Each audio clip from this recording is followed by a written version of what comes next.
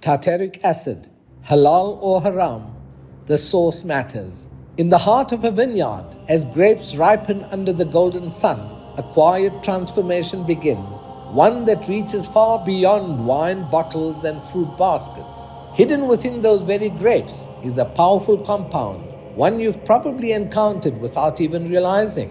From freshly baked cookies to indulgent chocolate bars, from sparkling fizzy drinks to everyday baking powder, and even your gentle skincare products, it's hiding in them all. That compound is called tartaric acid. Discovered centuries ago as a byproduct of winemaking, tartaric acid has journeyed from the barrels of old European wineries to the shelves of supermarkets and pharmacies around the world. But behind its wide usage lies a question, one that concerns billions of people across the globe.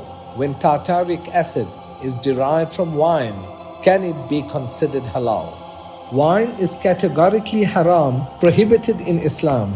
Allah Almighty says in the Quran, O you who believe, wine, gambling, dedication of stones and divination by arrows are an abomination of Satan's handiwork. Therefore refrain from it, so that you may be successful. As per the principles of Islamic jurisprudence, any substance that originates from an inherently najis, impure source, such as wine, is impermissible for consumption. In the case of tartaric acid, which is called durdiyul khamr in Arabic, it is directly extracted from wine sediments. The origin remains intrinsically linked to khamr, and thus its consumption is not permitted.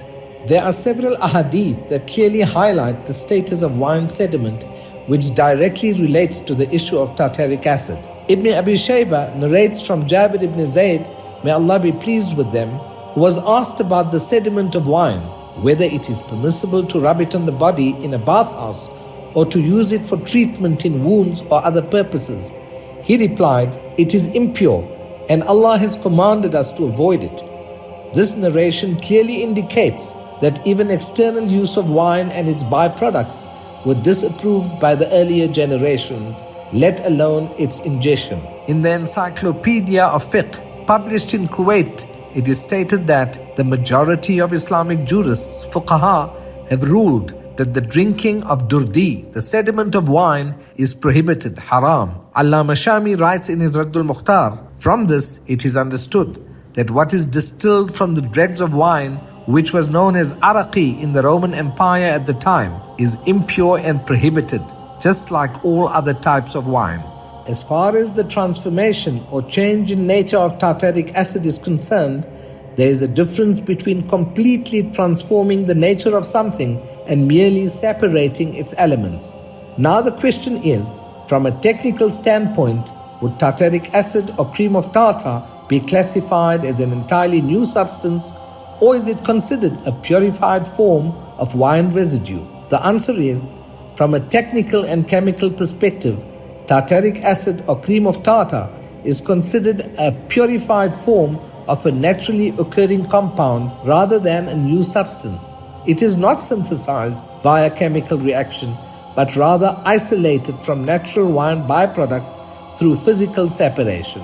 In the International Halal Standard OIC CIMIC 24/2020, which deals with general requirements for food additives and other added chemicals in halal food, it is clearly stated that tartaric acid and its associated ingredients are considered doubtful or mashbooh. This is because tartaric acid is most commonly derived from wine sediment.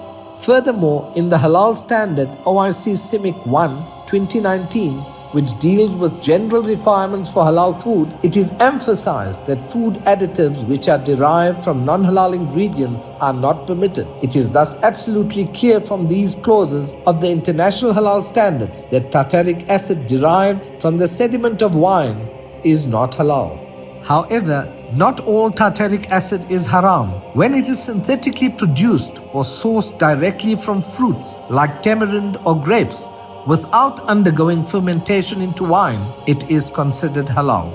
This distinction underscores the importance of traceability and credible halal certification in today's complex food manufacturing environments. In conclusion, if tartaric acid is sourced from wine, it is declared impermissible. As Muslims, we are encouraged to exercise caution and choose that which is halal and tayyib, pure and wholesome for our consumption. The Prophet Muhammad, peace be upon him, said, "What is lawful is clear, and what is unlawful is clear. And between these two perimeters are matters that are doubtful, unknown to many people. So whoever avoids the doubtful has protected his religion and his honor, but whoever indulges in the doubtful falls into the unlawful." Allama Shahabuddin al-Alusi records a narration from the noble companion Ali, may Allah be pleased with him, in his Tafsir Ruhul Ma'ani, wherein he is reported to have said, "If a single drop of wine were to fall into a well, and then a minaret were built at that spot, I would not call the adhan, the call to prayer, from that place. And if it were to fall into the sea, and the sea then dried up, and grass grew in its place, I would not allow my animal to graze upon it." It was this deep faith, piety, and extreme caution that elevated these individuals to the lofty rank of the Sahaba.